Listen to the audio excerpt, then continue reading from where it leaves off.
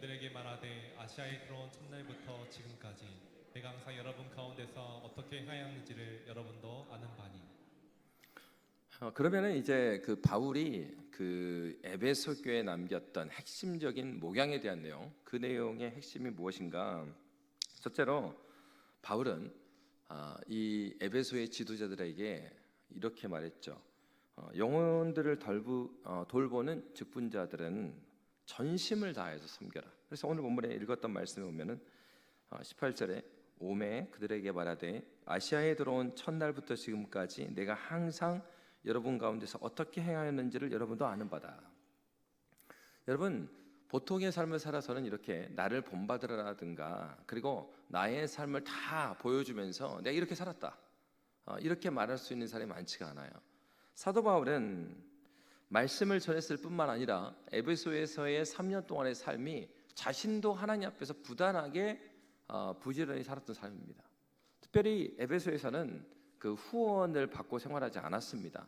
왜냐하면 바로 앞에서 말씀드린 것처럼 그가 그들에게 후원을 받았을 때 그들이 생각하기를 마치 저가 복음을 전하는 이유는 돈을 벌기 위함이다, 이렇게 생각할 사람들이 있을까 봐서 복음에 훼손을 두지 않기 위해서 그도 말씀을 들으러 오는 사람들, 두란노손에 오는 사람들처럼 새벽부터 텐트 메이커로 일을 했어요.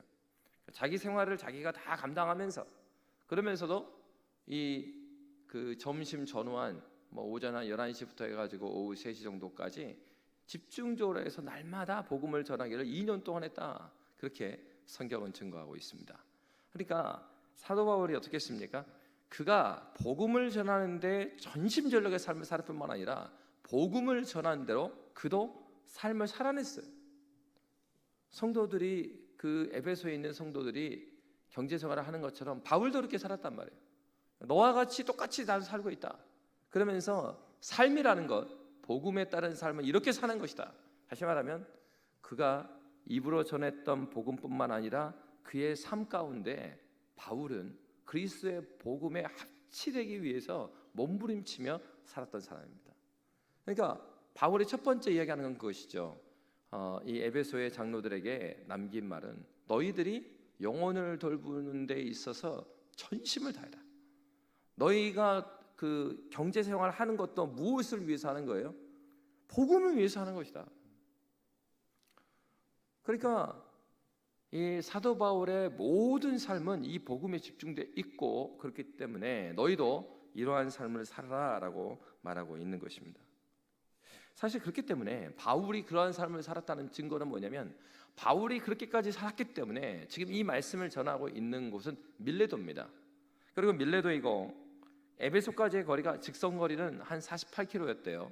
그런데 직선으로 갈 수 있는 지형은 아니고 이제 정상적으로 가면은 한 하루나 이틀이 걸리는 거리였다고 해요. 그러니까 그 거리에 에베소 장로들이 모두 왔어요. 바울을 만나기 위해서. 무엇 때문이겠어요? 바울이 그렇게 헌신적으로 그의 삶을 던지며 복음을 전했기 때문이죠. 그러니까 먼 거리를 마다하지 않고 이 장로들이 다 나왔던 것은 바울 자체가 자신이 복음을 전할 뿐만 아니라 복음대로 살아내는 삶이 있었기 때문입니다. 두 번째로 바울은 그의 그 에베소에서의 섬김을 그 장로들에게 이렇게 말하고 있습니다. 우리 19절 말씀 우리 함께 읽도록 하겠습니다. 19절입니다. 곧 모든 겸손과 눈물이며 유대인의 간계로 말미암아 당한 시험을 참고 주를 섬긴 것과, 그러니까 첫 번째로는 그가 모든 겸손으로 섬겼다, 이렇게 말하고 있어요. 여러분, 사실은 세상에서 보면은 겸손, 특히나 유교 문화에 있는 우리나라 같은 경우에는 겸손, 겸양지심, 무엇인가 나를 높이려고 하면은 낮추는 것을 겸손이라고 생각합니다. 또는 우리는 이렇게 생각합니다. 천성적으로 성격이 유들유들 유순하고 그리고 잘 드러내지 않는 사람은 겸손하다고 생각합니다. 만약 그것이 겸손이라고 한다면 예수님은 겸손한 분이 아니죠. 왜냐하면 예수님께서는 성전에서 장사하는 사람들 앞에서 나서가지고 욕을 했습니다. 그냥 욕을 한 게 아니라 아주 심한 욕을 했죠.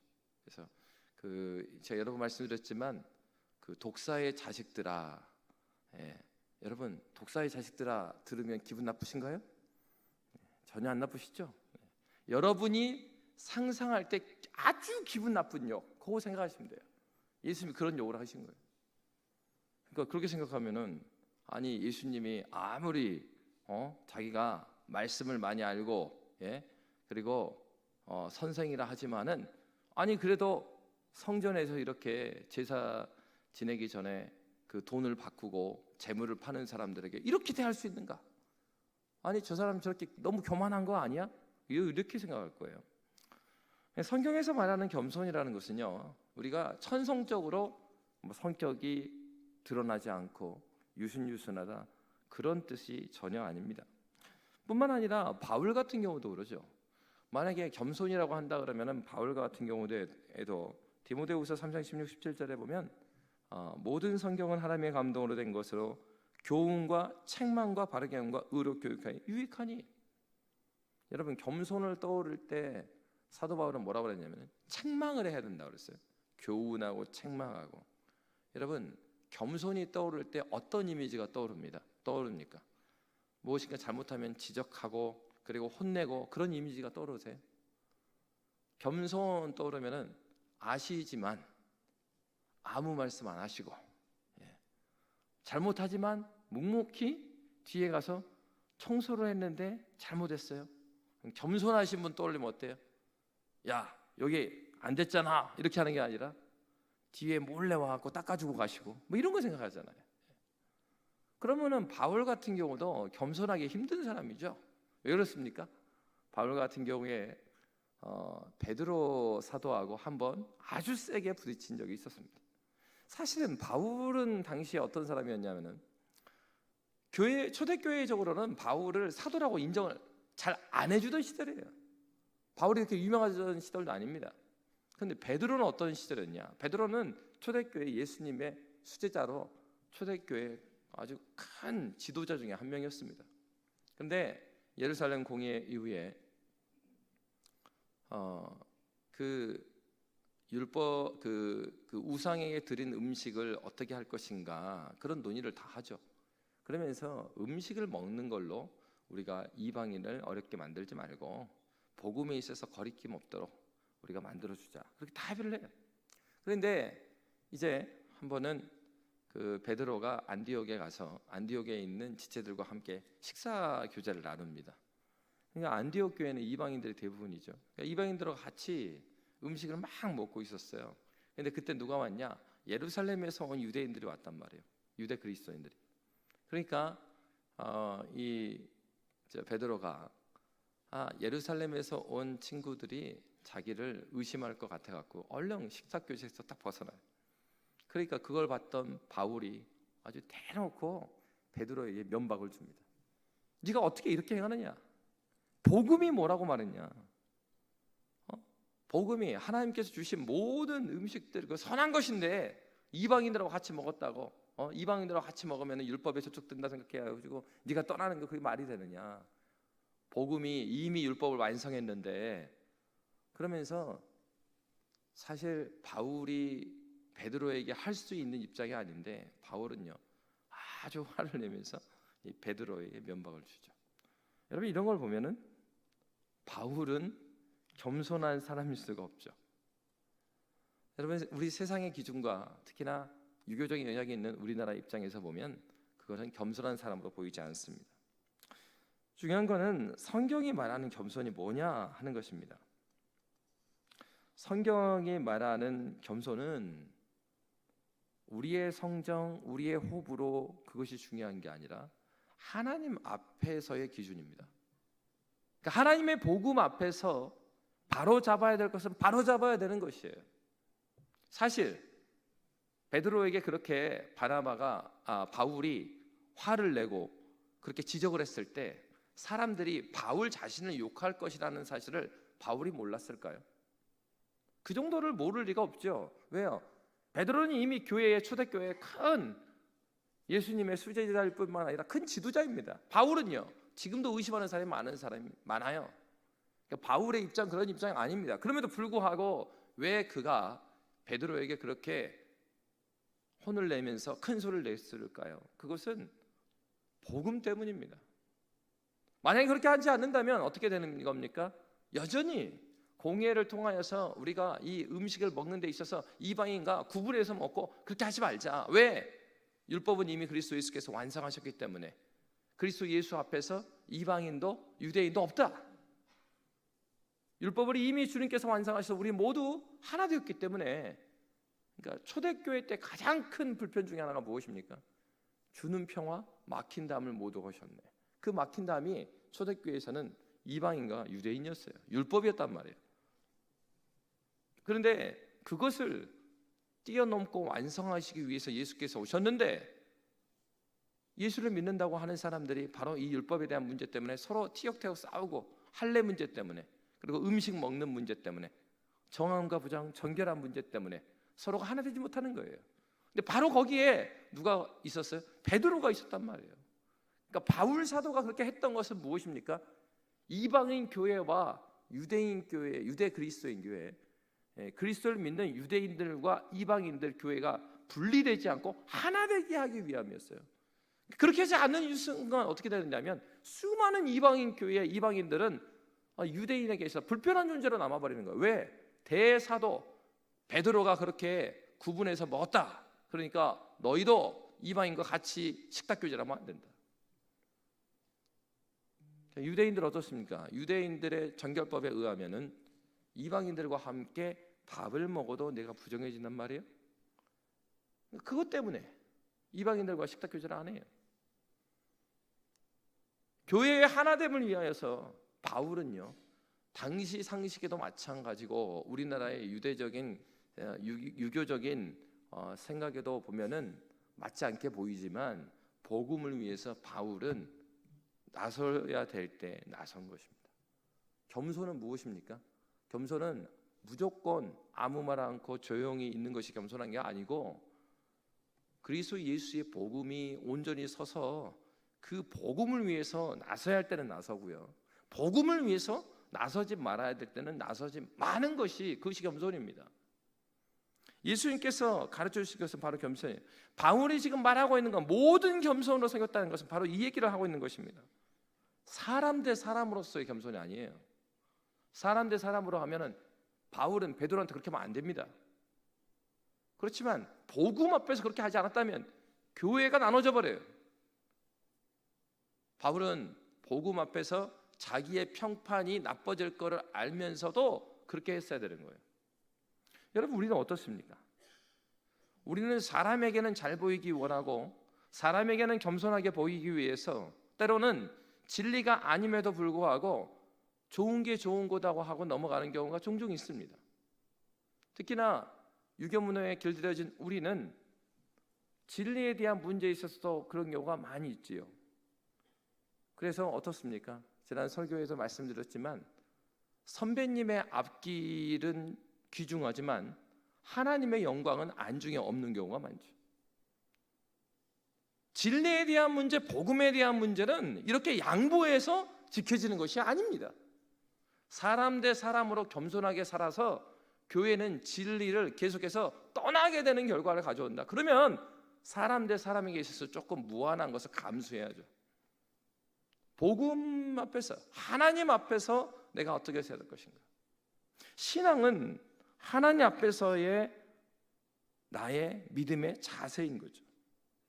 바로 겸손은 하나님과 자신 앞에서 자신의 무가치함을 철저히 깨달은 그 사람이 그 안에 있는 주님의 형상을 보면서 낮아지는 거예요. 상대방의 어떠한 것 때문에 낮추는 게 아니라고요.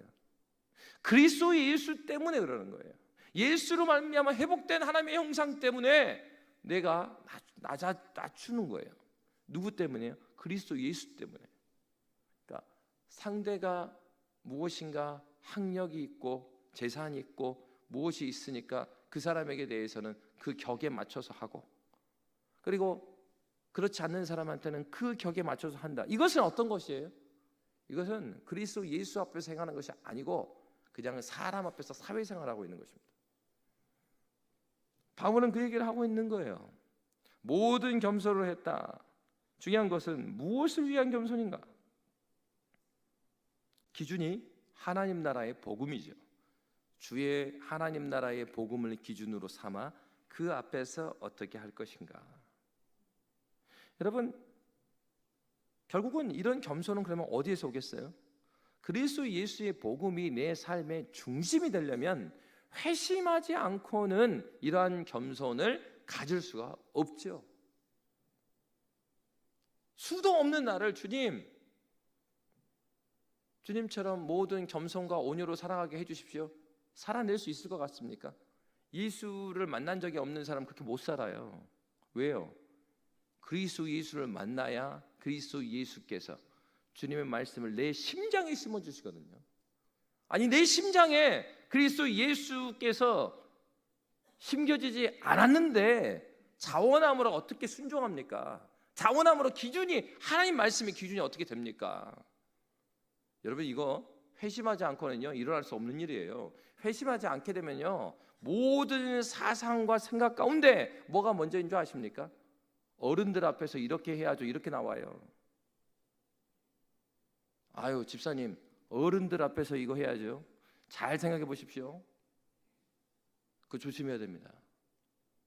어른들 앞에서 유교적인 가르침을 교회에서 많이 가르쳐요. 진짜 어른은 누구신데요? 하나님이십니다. 하나님을 두려워할 줄 알아야 돼요. 근데 한국 교회는 문의는 교회예요. 근데 교회 안에서 뭘 가느냐? 유교적인 가르침을 계속 가르쳐. 잘 보면은 이게 지금 유교인지 기독교인지 구분이 안 가는 게 많아요. 그 안에 계속 살아계시면 살다 보면요 그게 뭔지 모릅니다. 익숙하니까. 복음은요 모든 것을 질문하라고 그래요. 내가 지금까지 살아왔던 모든 것들이 그리스도 예수의 복음의 말씀을 비춰볼 때 그것이 바로 서 있는가 그렇지 않는가를 의심해 봐야 돼요. 그래서 사회적인 관계를 교회까지 끌어오는 경우가 있죠. 그래서 여러분 군대 교회 안에서 그 해병대 모임 이런 거 하지 마십시오. 그래서 그런 걸로 경례하려고 하지 마십시오. 다 형제 자매입니다. 700 몇 기든 1000 몇 기든 다 형제 자매예요. 그러니까 세상의 기준으로 우리의 관계를 설정하지 말라 이거예요. 겸손은 그리스도 예수 앞에 세우는 거예요. 하나님 말씀, 하나님께 주신 말씀 앞에서 내가 어떤 사람인가 이야기하는 것이죠. 여러분, 미 군정 시대에 한국으로 발령받아서 왔던 미 24군단에 그 존 하찌라는 사람이 있었습니다. 근데 존 하찌 선생은 우리 한국에 있는 장로교의 뿌리가 되는 그 웨스트민스터 신학교의 전신이었던 올드 프리스턴 신학교의 찰스 프린스턴 신학교의 뿌리를 우리가 두고 있어요. 근데 그게 이제 자유주의 바람이 오다 보니까 웨스트민스터로 이제 따로 나오고 그렇게 된 건데, 그때 이제 그 20세기 초반에 아주 그 유명하고 권위가 있었던 찰스 하찌라는 교수님이 계세요. 근데 그분의 친척이셨어요, 이분이. 근데 이제 한국에 딱 들어왔습니다. 들어왔는데 한국으로 발령받아서 왔는데 이제 한국의 전후 이제 한국으로 이렇게 다시 복구해야 되는 거죠. 특별히 이제 이분은 교육 쪽에 대한 논의를 하고 있었어요. 근데 당시에 대한민국의 많은 교인들이 뭘 외쳤냐면 부흥을 외쳤어요. 부흥. 우리가 원하는 건 부흥이다. 왜 그렇겠습니까? 한국 교회는요 그 대부흥을 경험했던 교회입니다. 그래서 집단적으로 성령께서 하나님께서 회심케 하시는 역사를 경험한 경험이 있어서 우리가 처음에요 이 부흥회라는 것의 처음은요 말씀 사경회였어요. 그러니까 여러분 부흥회 하면 뭐가 떠오르세요? 부흥회 이게 뭐죠? 북쳐야죠. 그러니까 이게 부흥의 시작이 아니고 그 초창기의 부흥회는 부흥 사경회를 줄여서 부흥회라고 그랬어요. 그럼 사경회는 뭔데요? 그게 말씀을 논하고 말씀을 듣는 게 사경회예요. 그래서 일주일 내내 새벽에도 모여서 말씀 듣고요, 오전에도 말씀 듣고 오후에도 말씀 듣고 저녁에도 말씀 들어요. 일주일 내내 그거 하는 거예요. 그게 초창기의 부흥 사경이에요. 근데 이제 이게 은혜를 막 받고 하니까 너무 뜨겁고 하니까 이제 찬양을 하다 보니까 나중에는 말씀은 안전하고 북하고 찬양만 치게 되어갖고 기억에 이제 부흥회 하면 이제 북치는 생각이 나요. 근데 원래는 부흥사경의 평양 대부흥도 그렇게 시작했죠. 회개 운동이 일어나면서 하나님의 말씀을 상고하게 되고 하나님의 말씀을 사랑하게 된 것입니다. 그런데 이 6.25가 끝난 다음에 이제 이 많은 교인들이 폐허가 되어 있는 교회들을 보면서 과거에 하나님께서 주신 이 조선의 시교 장로회에 그리고 교회에 주셨던 하나님의 은혜를 사모하게 되는 거예요. 여러분들한테 필요한 게 뭡니까? 그러니까 그들이 뭐냐면 부흥이라고 그랬어요. 부흥. 근데 이제 뭐냐면은 그 당시에는 사실 교육을 제대로 받은 사람도 많지 않고 그러다 보니까 그런 부흥의 어떤 현상적인 것만 기억에 남아 있는 거죠. 다시 뜨거워지고 싶고 다시 부흥이 됐으면 좋겠다. 막 이렇게 말을 한 겁니다. 그러니까 이 24군단의 존 하치 장군이 그 얘기를 했죠. 그것은 그것이고, 그러니까 부흥은 여러분이 소망하는 부흥은 부흥이고, 왜냐하면 부흥은 하나님께서 주시니까. 여러분 한국 교회 여러분들이 자녀들이 부흥을 경험하기를 원한다면 지금 진리의 말씀으로 가르쳐야 될 책임이 있습니다. 그러니까 뭘 이야기한 것입니까? 참된 부흥을 경험하기 원하냐? 그러면 너희 자녀를 어디에다 데려놓으라고요? 하나님의 말씀으로 데려놔라. 겸손은 어떻게 생기는 것이에요? 하나님 말씀으로 가까이 감으로 그리스도 예수를 말씀을 통해서 만남으로 말미암아서 하나님의 높고 높으심을 경험하기 때문에 그 앞에서 겸비하게 살아갈 줄 아는 사람이 된다는 거죠. 그러니까 무슨 말입니까? 겸손은요 하나님 말씀과 뗄 수가 없는 거죠. 내가 하나님 말씀 모르지만은 저 사람은 하나님 말씀 모르지만 겸손합니다. 이 말이 안 맞아요. 이게 원리적으로 틀려. 이게 있을 수 없는 일이에요. 그분이 말했던 겸손은 자연적인 성품을 말하는 거예요. 그냥 사람이 순하다, 튀기를 좋아하지 않고 순하단 말이에요. 그건 세상에 말하는 겸손이에요. 성경에서 말하는 겸손은 그리스도 예수의 말씀 때문에 누구를 알았어요? 예수를 알게 된 거예요. 예수께서 내 심령의 아버지가 되실 뿐만 아니라 내 가정의 아버지가 되고 내 직장의 아버지가 되고 내 삶의 왕이십니다. 그렇기 때문에 내 삶의 왕이니까 항상 왕 되신 주님을 나의 주인으로 삼았으니까 그 앞에서 겸비함을 갖는 것이 성경에서 말하는 겸손이라는 것이죠.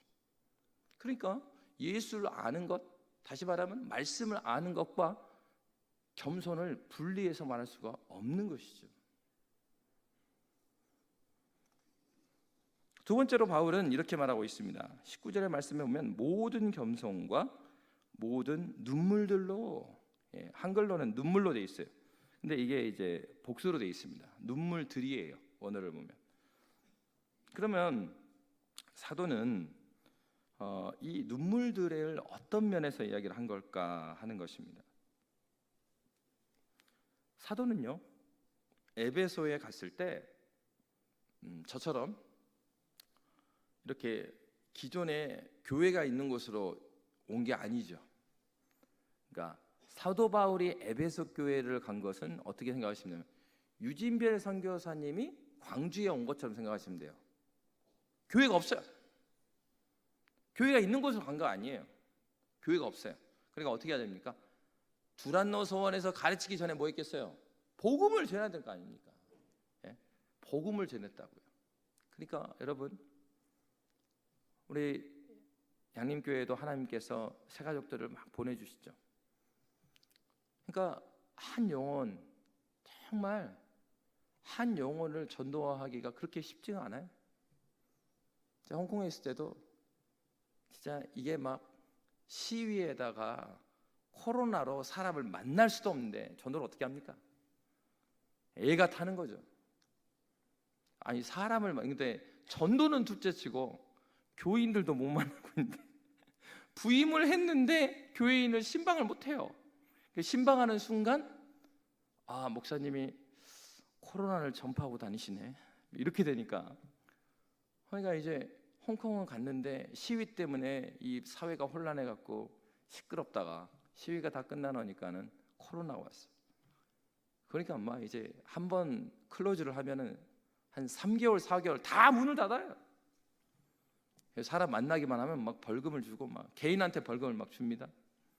공원에서 4명 이상 만나면 안 된다 그랬는데 할아버지 할머니들이 지루해 갖고 자기들끼리 장기디다가 훈수들이 모여갖고 6명이 모였어요. 한 사람당 5,000불씩. 이 사람 만나겠어요?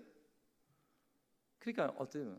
이게 막 아니 성도들로 만나야 되고 전도도 해야 되는데 거기에 뭐 여기 한국 같은 경우에는 다 한국말 쓰지만은 거기에서 한국 사람들 만나기가 쉽지 않잖아요. 그러니까 한 명이 교회를 찾아오면 너무나 감사한 거예요. 유튜브를 하나도 안 하다가 코로나가 오니까 이제 유튜브 방송을 막 하고 그러면서 이제 사람들이 찾아오면 그 한 명이 너무 귀한 거예요. 그러니까 온 교회가 한 명이 딱 오면은 너무 반가워갖고 너무 이제 연락하고 막 이렇게 챙기는 거예요. 그러니까 오늘 본문은 그런 얘기예요. 사도 바울이 에베소에 갔는데 거기는 어떤 곳이었습니까? 아데미의 신상을 아주 섬기는 이 에베소 우상 숭배에 있어서 아주 그런 도시였단 말이에요. 바로 그런 거에서 복음을 전하고 있는데 어떤 사람들은 믿음의 반응을 보이지만 어떤 사람들은 어때요? 이 도 때문에 막 그 신고하고 화를 내는 사람도 있다, 핍박하는 사람들이 있단 말이에요. 그곳에서 사도 바울이 말한 왜 사도 바울이 모든 눈물은이라고 하지 않고 모든 눈물들로 이렇게 말했을까 하는 거예요. 그러니까 사도 바울이 에베소 교회를 돌이켜 봤을 때 자기의 에베소에서의 전도 사역을 생각했을 때 그 눈물들을 이야기했을 때 수많은 영혼들의 얼굴이 지나갔을 거라고요. 야, 제가 처음 복음에 나왔을 때는 막 대항하고 그랬었는데 변화돼 가지고 이 사람이 또 다시 생명을 낳는 일을 하고 그러니까 수많은 열매들이 있었던 거 아닙니까? 그래서 에베소뿐만 아니라 아시아 전역에 이 복음이 충만했다 그렇게 말하고 있죠. 그러니까 그렇게 충만하기까지 3년 동안 에베소를 섬겼으니까 그동안에 수많은 눈물의 사역이 그에게 있었던 거예요. 사도 바울은 거기에 어떤 강연자로 간 것이 아니죠. 두란노 소원은 어떤 것입니까? 강연하는 곳이었어요. 그러나 수많은 철학자들은 두란노 소원에서 강연을 했지만 사도 바울은 거기서 무엇을 한 것이에요? 복음을 전한 것이에요. 이게 마음이 다른 겁니다. 내가 알고 있는 것을 가르쳐 주는 것을 즐거워하는 그게 아니고 저 영혼이 예수 믿기를 원하는 거예요. 내가 많이 알고 적게 알고 그게 중요한 게 아니라 내가 지금까지 아는 예수는 전해주고 싶은 거예요. 그래서 예수를 더 잘 알려주고 싶은데 내가 너무 몰라. 그러니까 어떻습니까? 성경 두드려 보고 그리고 양육할 때 그래 여기 이 말씀은 또 어떤 말씀입니까? 더 알아보고 가장 빨리 성장할 수 있는 것은 무엇이에요? 영혼을 섬기는 거예요. 한 영혼을 내가 책임지고 말씀으로 먹이고 섬기다 보면 그 유익이요 이 영혼 이전에 나한테 있는 거예요. 양육하는 내가 하나님 앞에서 은혜를 받아요. 내가 성장해. 나는 한 번도 질문을 해보지 않은 걸 이 따름이가 이끔이 따름이 그래. 이끄는 구역장 같은 사람이 이끔이면은 이 따라서 공부하는 따름이라고 하면 따름이가 생전 내가 생각해보지도 않은 질문들을 막 해요. 처음에는 그 질문을 받으면 당황하죠. 그런데 그 질문을 받으면서 나도 말씀을 더 깊이 봅니다. 내가 성장해가죠. 교사 선생님들은 많이 공감을 할 거예요. 아이들을 가르치다 보면은 뭐 정말 뚱딴지 같은 질문도 하고 어떨 때는 이 말씀의 복음의 핵심적인 질문도 하는 거죠. 때로는 교회를 나오려고 하지 않은 아이를 붙들고 간절히 기도하고 때로는 복음에서 막 멀어지는데 그 아이를 위해서 계속해서 막 몸부림치면서 그 아이한테 이 선생님이 뭐 빚진 게 있습니까? 그런 거 없지요. 빚은 누구한테 졌어요? 그리스도 예수께 진 거예요. 이 아이를 보는데 얘를 막 혼내려고 하는데 누가 생각이 나요? 예전에 예수의 마음을 뒤틀리게 했던 내가 생각이 나는 거예요. 주님 그래서 나를 중등부로 보내셨군요. 주님, 그래서 이 아이를 나한테 맡겨주셨군요. 그러니까 참아낼 수 있어요. 왜요? 이 아이보다 더했던 난데 주님께서 작은 목자, 그때 내 중등부 선생님 보내셔서 오래 참고 기다리셨어요. 참아내준 그 사람들이 있어서 내가 여기 있거든요. 사도 바울 그 얘기하는 겁니다. 수많은 세월 동안 그는 전도자로서 눈물을 흘렸어요. 우리는 먼저 자신의 영혼을 위해서 눈물을 흘릴 수 있는 사람이어야 돼요. 내가 그리스도 예수 앞에서 눈물을 흘려본 사람이 저 영혼을 보면서 안타까이 여기면서 눈물을 흘릴 수가 있어요. 내가 예수를 만나본 사람이어야 저 영혼을 안타까이 여기죠. 그렇지 않으면 어떻습니까? 이 평가의 자로 보는 거예요. 야, 너는 이것도 안 하고 저것도 안 하니까 너는 아니야, 이렇게. 중요한 건 내가 그리스도 예수의 마음이 있으면 내가 누구인가, 내가 먼저 만난 그 하나님의 은혜 때문에 저 영혼을 그 눈으로 보게 되는 거예요. 기다리고 오래 참고, 그게 어려운 일이죠. 평생에 오래 참는 거는 평생에. 내가 은혜 받고 나면은 어떤 생각이 듭니까? 당연한 게 없었구나. 은혜 받지 않으면 어때요? 교회에 와가지고 쉽게 말하죠. 바닥이 더럽네. 몇 주 전에 이 청소 걸려 있었던 것 같은데 그거 이렇게 걸어놓은 이유가 뭐겠어요, 여러분? 누가 책임자인지 봐갖고 그 사람 뭐라고 하려고 걸어놨겠어요?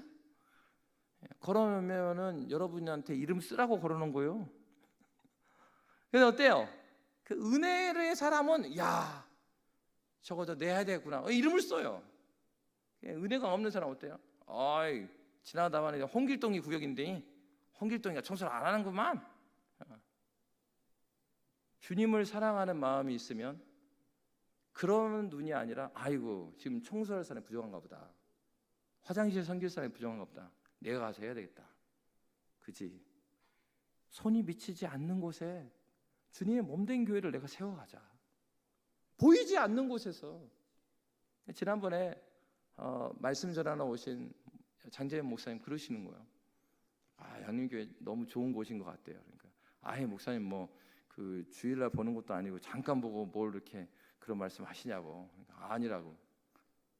본인이 연구원이어 갖고 양림동에 한 3일 동안 머무르셨어요. 근데 설교할 때만 오셨고 나머지는 그냥 이제 주변에 이제 책 보고 이렇게 있으셨던 것 같아요. 도서관에 가셔가지고 그 얘기를 하시는 거예요. 양림교회 새벽에도 그렇고 아침에도 그렇고 낮에도 그렇고 조용히 오셔갖고 청소하고 가시고, 집사님인지 권사님인지 모르겠지만 주방도 조용히 와서 섬기고 가시고, 2층에도 평일에도 청소하고 가시고, 끊임없이 와갖고 섬기시던데요. 그러니까 뭐가 시스템으로 해갖고 막 하는 그런 건 아닌데 너무 성도들이 자원해서 섬기는 걸로 보셨어요.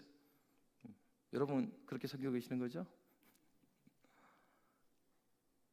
그러니까 내가 예수의 은혜를 내가 받았으면, 대학 때 그러더라고요. 선배가 너무 잘해줘요. 내 그 기독 학생의 순장님이 나한테 너무 잘해줘요. 너무 미안해. 볼 때마다 밥 사주고 성경 공부 인도해 준 것만 아니라 또 기숙사도 같이 쓰면서 기숙사에 찾아와가지고 불편한 거 없냐 그러고 계속 챙겨줘요. 너무 미안합니다. 그래서 순장님 이번에는 우리가 사겠습니다. 근데 순장님이 하는 얘기가 그래요. 아니다. 신입생은 지갑을 꺼내는 것이 아니요. 다 얻어먹고 후배들한테 갚아라. 예수님의 은혜를 우리가 받았습니다. 그걸 누구한테 갚죠? 하나님께서 나에게 맡겨준 영혼에게 눈물을 흘리면서 갚아주는 거죠. 그 친구가 나를 알아주든지 안 알아주든지 간에, 그러니까 나는 이 친구한테 받은 게 아니잖아요. 나는 내 앞에 있는 우리 선생님한테 받았고, 우리 전사님한테 받았고, 우리 목사님한테 받았고, 우리 장로님한테 받았고, 나는 이미 받았어. 예수께서 먼저 나를 용납해 주셨고, 그럴 뿐만 아니라 예수께서 주의 몸된 지체를 나에게 보내주셔서 나는 이미 받았어요. 그러니까 이게 갚아도 갚을 수가 없는 거예요. 사도 바울의 얘기는 바로 그것입니다. 사도 바울은 자신의 그런 눈물, 자기 자신이 하나님 앞에서 어떻게 변화되는가, 그러면서 지금도 변화되고 있는 그 사실을 이렇게 표현하고 있어요. 빌립보서 3장 12절 말씀입니다. 우리 12절 말씀 함께 읽도록 하겠습니다. 내가 이미 얻었다 함도 아니요 온전히 이루었다 함도 아니라 오직 내가 그리스도 예수께 잡힌 바 된 그것을 잡으려고 달려가노라. 아멘. 사도 바울은 그렇게 주님을 깊이 만났던 사람이 내가 이미 얻었다 함도 아니요 온전히 이루었다 함도 아니라, 자기가 끝이 완성됐다고 말하지 않죠. 끝까지 달려가요. 오직 내가 그리스도 예수께 잡힌 바 된 그것을 잡으려고 달려간다.